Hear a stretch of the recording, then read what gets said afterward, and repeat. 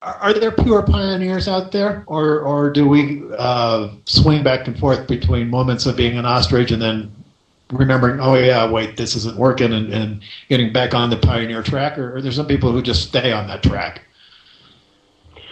I think that the true, if you go by the definition, I think the true entrepreneur by nature is a pioneer, and they don't even see the ground beneath their feet. They are truly able to go ahead. They fully embrace risk. They're comfortable with it, and they're quite content to just forge ahead at times when many of us would just take pause.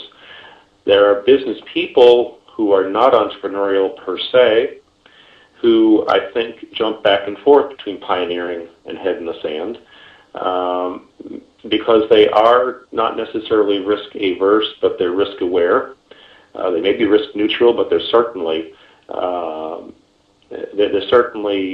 mindful of the investment that they've made into their businesses, and I think they're a little bit more conservative about the outcomes. I think that is pretty typical of the vast majority of folks in business. Those who are strictly heads in the sand. Again, I divide the folks generally into two camps, because those who are really ostrich-like, they come out and they just simply say so.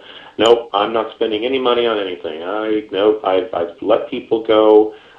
Marketing efforts, nope, stopped them. I'm not doing anything at all. I'm waiting until things get better, until I start getting an improvement in the bottom line.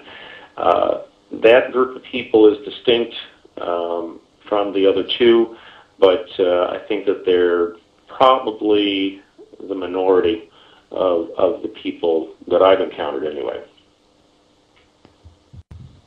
So if I find myself, or any of our listeners, let's say that, okay, we're kind of in that middle group, where we have moments of being a pioneer and moments of being an ostrich, what can we do to become more of a pioneer, to enhance our pioneerness? Is there strategies that we can take? I think the strategies that one would take are pretty unique to the individual. It really depends upon the circumstances that the individual is working and living within. If for example, my company has a history of doing very well in the more robust economic times, and has begun to fall back but has not fallen back considerably, I'm mindful of those things, but I'm certainly aware of it. I may be more conservative in the way that I manage some of the details of my business, but I'm generally pretty much willing to keep preparing for the future, because I know that I've been there before and it's going to come back and it's going to work out just fine. For those folks who are either A, not passionate or clear about business, and who do have their heads in the sand, again, they're probably well to have their heads in the sand. If they're not clear about what they're doing, and they're not passionate about what they're doing, they may not be looking to be pioneers, and they may need to discover that in fact they're on the wrong course in the first place.